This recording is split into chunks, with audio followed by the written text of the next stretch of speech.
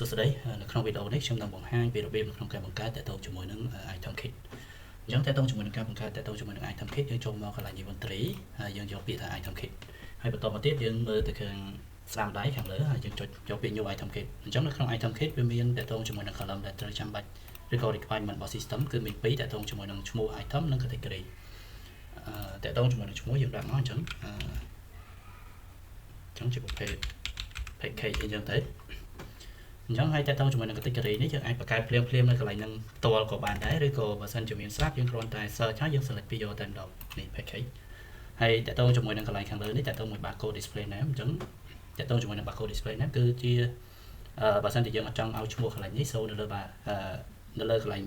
display name របស់ barcode ទៅយើងអាចបំពេញនៅកន្លែងនេះបានអញ្ចឹងពេលដែលយើងបំពេញទៅវានឹងទាញយកកន្លែងនេះដើម្បីយកទៅបង្ហាញហើយតើតើមួយ category ក៏ដូចគ្នាដែរយើងមិនអាចយើងមិនមែនដាក់បានតែមួយទេយើងអាចដាក់ជា second category ឲ្យបានដូចគ្នាអញ្ចឹងយើងគ្រាន់តែ add ចឹងមកគឺអាចដាក់បានច្រើន category ហ្នឹងហើយតើតើជាមួយនឹងចំណុចខាងក្រោមនេះគឺតើតើជាមួយនឹង UPC ឬក៏ជា barcode ណាអញ្ចឹងកន្លែងហ្នឹងគឺសម្រាប់យើងដាក់ barcode បំពេញតើតើជាមួយនឹង barcode ផលិតផលផ្សេងដែលមានស្រាប់នៅលើផលិតផលមួយហ្នឹងអញ្ចឹងយើងអាចដាក់នៅកន្លែងហ្នឹងបានហើយតើតើជាមួយនឹងខាងក្រោមតើតើមួយ product ID គឺតើតើជាមួយនឹង barcode ដូចគ្នាប៉ុន្តែអានេះគឺជា barcode ដែលយើងអាចបង្កើតដោយខ្លួនឯងបានយើងអាច set បង្កើតដោយខ្លួនឯងបានបើសិនជាតំណែងមួយនោះវាមាន barcode ពីខាងរោងចក្រមកទេហើយនេះតើតើមួយ manufacturer តើតើជាមួយនឹងប្រភេទ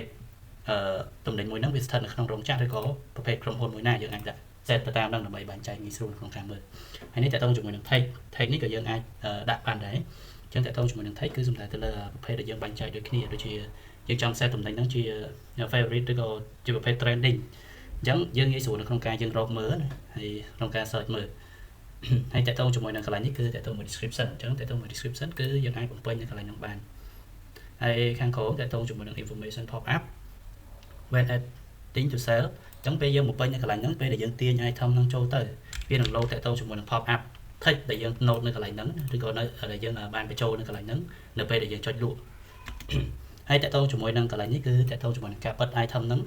ឬក៏ item kit ហ្នឹងកុំឲ្យធ្វើការប្រើប្រាស់អញ្ចឹងយើងអាចបិទនៅកន្លែងហ្នឹងបានយើងមិនបាច់ចាំបាច់ទៅលុបទេយើងគ្រាន់តែបិទកន្លែងហ្នឹងទៅអញ្ចឹង item ហ្នឹងអាចលក់ឬក៏បញ្ចូល stock ឲ្យបានទេ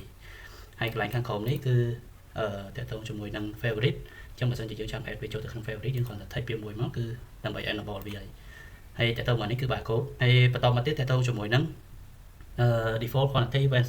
sell or receive ហ្នឹងហើយកន្លែងហ្នឹងដែរគឺសម្រាប់យើងធ្វើការដាក់ចំនួនដែលយើងចង់លក់ជា default តែម្ដងបើសិនជាយើងដាក់ top អញ្ចឹងពេលដែលយើងបញ្ចូល stock ឬក៏លក់វានឹង select item ហ្នឹងទៅដាក់ quantity top auto តែម្ដងហើយតើតើជាមួយនឹងកន្លែងនេះតើតើជាមួយ limit sell quantity អញ្ចឹងបើយើង set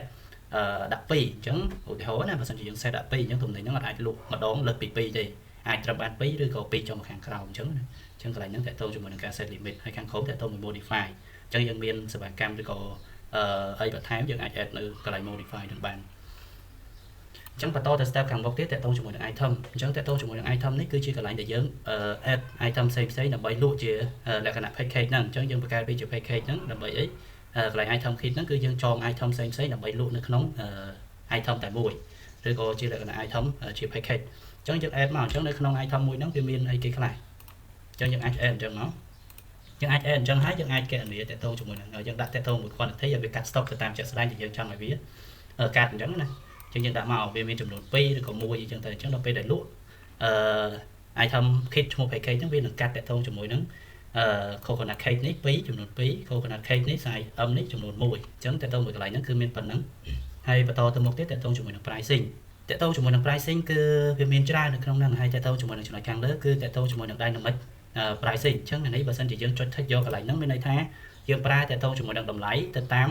item ដែលយើង add មកអញ្ចឹងបើឧទាហរណ៍ថាតម្លៃនេះ item នេះ$5អញ្ចឹងវា2វា$10អានេះវាកណនាខ្លួនឯងតែម្ដងណា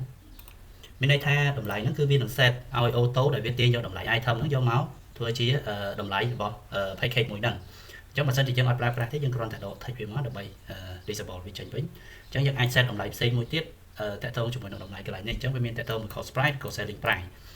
អញ្ចឹងយើងអាចបំពេញវាចូលមកឬក៏យើងចុច calculate នេះក៏បានដែរអញ្ចឹងវា calculate នេះគឺវានឹងទាញយកតម្លៃរបស់ item ទាំងអស់ហ្នឹងយកមក calculate ឲ្យយើងអញ្ចឹងយើងដាក់មកយើងចុចចេញមកវានឹង calculate ឲ្យឯងអញ្ចឹងបើសិនជាតម្លៃហ្នឹងវាអត់ដល់ប៉ុណ្្នឹងទេយើងដាក់បំពេញទៅខ្លួនឯងក៏បានដែរអញ្ចឹងយើងដាក់15ចេញមកហើយតទៅជាមួយនឹង disable from price rule នេះ តែតើមួយចំណុចហ្នឹងគឺសំដៅទៅលើបើសិនជាយើងចុច enable កន្លែងហ្នឹងឬក៏ take កន្លែងហ្នឹងតែតើជាមួយនឹងprice rule គឺវាអត់មាន effect ទៅលើ item kit មួយហ្នឹងទេហ្នឹងហើយអញ្ចឹងតើតើជាមួយនឹងកន្លែង low price override នេះគឺតើតើជាមួយនឹងបើសិនជាយើងចង់ផ្លាស់ប្ដូរតម្លៃមានន័យថានៅពេលដែលលក់យើងចង់បើកឲ្យ item មួយហ្នឹងផ្លាស់ប្ដូរតម្លៃនៅពេលដែលលក់បានព្រោះដោយសារជាធម្មតានៅក្នុង system របស់យើងគឺមានតើតើជាមួយនឹង permission មួយសម្រាប់យើងធ្វើការ disable អត់ឲ្យផ្លាស់ប្ដូរបានគ្រប់ item ទាំងអស់គឺអត់ឲ្យផ្លាស់ប្ដូរតម្លៃលក់ទេអញ្ចឹងបើសិនជាចង់ឲ្យ item មួយណាដែលអាចផ្លាស់ប្ដូរបានគឺយើងគ្រាន់តែ take កន្លែងហ្នឹងទៅយើងអាចឲ្យ user ផ្សេងៗគាត់អាចផ្លាស់ប្ដូរទៅលើតំណែងមួយហ្នឹងបានហើយឬក៏ item kit មួយហ្នឹងបានហើយតើតើជាមួយនឹងតម្លៃណាតម្លៃលក់ហើយតើតើជាមួយនឹងចំណុចខាងក្រោមតើតើមួយ price include tax អញ្ចឹងពេលដែលយើង take អញ្ចឹងមានន័យថាវានឹងយកតម្លៃនេះយកទៅដកតើតើជាមួយនឹង tax ទៅតាមដែលយើង set បាន set ជាក់ស្ដែងនៅក្នុង system អញ្ចឹងតើតើមួយចំណុចខាងក្រោមនេះគឺតើតើមួយចំណុចកន្លែងនេះគឺសម្រាប់យើងធ្វើការបើសិនជាយើង enable មានន័យថា item មួយហ្នឹងគឺអាចលក់ជាចំនួនទស្សភាគបានទេអញ្ចឹងយើងអាចលក់បានត្រឹមតែ1ឬក៏2ឬក៏3អត់អាចលក់ 1.2 1.3 បានទេអញ្ចឹង disable វាចោលតែម្ដងអញ្ចឹងណាតើតើជាមួយនឹងការ disable ឲ្យលក់តើតើជាមួយនឹង quantity របស់វាជាចំនួនទស្សភាគទេហើយតើតើមួយចំណុចកន្លែងនេះពេលដែលយើង take គឺយើងអាចផ្លាស់ប្ដូរតម្លៃភ្លាមតម្លៃ cost price ភ្លាមឬក៏តម្លៃដើមភ្លាមនៅពេលដែលយើងលក់បានហើយនេះតើតើជាមួយនឹងការ add ដាក់តើតើជាមួយនឹង commission អញ្ចឹងនៅក្នុង commission ហ្នឹងក៏មាន2ដែរគឺមានតើតើ 1% ហើយនឹងfixed amount អញ្ចឹងនៅក្នុងហ្នឹងយើងអាច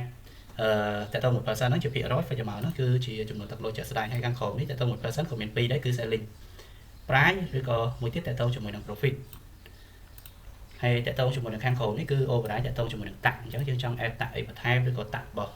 តំណែងមួយហ្នឹងវារៀងលើសគេអញ្ចឹងទៅឬក៏វាខុសគេយើងអាច add នៅកន្លែងហ្នឹងបានយើងអាច override តើតើមួយ tax បានហើយចំណុចខាងចុងក្រោយនេះគឺ item kit does not have profit or loss when sold អញ្ចឹងមានន័យថាបើសិនជាយើង take កន្លែងហ្នឹងតំណែងមួយហ្នឹងឬក៏ item kit មួយហ្នឹងគឺលក់គឺអត់មានតើតើជាមួយនឹងលុយចំណេញឬក៏ខាតទេអត់មានតើតើជាមួយនឹងលុយចំណេញខាតទេវាស្មើនឹង0តែម្ដងតើតើមួយចំណេញខាតគឺយើងអត់ចូលអញ្ចឹងណាអញ្ចឹងតើតើមួយ step pricing គឺមានប៉ុណ្ណឹងអញ្ចឹងយើងបន្តទៅខាងមុខទៀតតើតើជាមួយនឹងimage អញ្ចឹង image តើតើជាមួយនឹងរូបភាពអញ្ចឹងយើងអាច select រូបភាពសម្រាប់ធ្វើការ upload ចូលទៅបានអញ្ចឹងកន្លែងហ្នឹងគឺសម្រាប់យើងដាក់រូបភាពទៅលើតំណែងឬក៏ item kit មួយហ្នឹងអញ្ចឹងយើងគ្រាន់តែចុចប៉ុណ្ណឹងមក select ចូល file រូបភាពដូចជា JPG ឬក៏ PNG អញ្ចឹងមកហើយយើងចុច save វាមកដើម្បី save វាជារូបភាពហើយនឹងតើតើមួយចំណុចខាងក្រោយនេះគឺ location អញ្ចឹង location យើងអាចកំណត់បានមាន4នៅក្នុងហ្នឹងអញ្ចឹងនៅក្នុងហ្នឹងវាមានតើតើជាមួយនឹងបើយើង take កន្លែងនេះមានន័យថា package មួយហ្នឹងឬក៏ item kit មួយហ្នឹងអាចលក់នៅក្នុង location មួយហ្នឹងបានទេបើសិនជាយើងមាន location ច្រើនយើងអាចកំណត់ចឹងបានគ្នាអញ្ចឹងបើសិនជាយើងចង់ hide តើតើជាមួយនឹង from grid នៅលើ location មួយហ្នឹងឈ្មោះ location មួយហ្នឹងណាអញ្ចឹងកន្លែង location នេះអានេះតែសារតែវាមានតែមួយបើមិនមែនទៅបើសិនជាមានសាខាច្រើនវាមានយើងអាច config ទៅតាម location មួយបានយើងអាចបើកឬក៏បិទផ្លាស់ប្ដូរតម្លៃទៅតាម location មួយបានអញ្ចឹងតើតើមួយចំណុចកន្លែងនេះគឺ hide from grid hide តើតើជាមួយនឹង item មួយហ្នឹងអត់ឲ្យឃើញនៅកន្លែង grid នៅក្នុងទាំងលក់ឬក៏ទាំង resale ហើយតើតើជាមួយនឹងកន្លែងនេះគឺ override price អញ្ចឹងយើងអាចផ្លាស់ប្ដូរតម្លៃបានទៅតាម location នីមួយៗកន្លែងខាងក្រោមនេះតើតើជាមួយនឹងការផ្លាស់ប្ដូរតម្លៃដូចគ្នាគឺតើតើជាមួយនឹងផ្លាស់ប្ដូរតម្លៃទៅតាមផ្លាស់ប្ដូរតើតើជាមួយនឹង tax ទៅតាម location នីមួយៗអញ្ចឹងបន្ទាប់ពីយើងធ្វើហើយយើងអាចចុច save បានអញ្ចឹងបញ្ជាក់បន្ទាប់ពីមួយ step ទៅមួយ step នៅក្នុង system របស់យើងវានឹង save auto តែម្ដងមានន័យថាយើងធ្វើ step ទី1ហើយយើងចុចទៅ step ទី2យើង step ទី1នេះវានឹង save auto តែម្ដងអញ្ចឹងដើម្បី make sure យើងគ្រាន់តែចុច save មួយមកដើម្បីបញ្ចប់អញ្ចឹងយើងដឹងថាយើងបង្កើតបានជោគជ័យឬក៏អត់យើងបែកត្រឡប់មកវិញគឺតើតើមកចូលមក item kit វិញអញ្ចឹងនេះតើតើជាមួយនឹង item ដែលយើងបង្កើតមុនហ្នឹង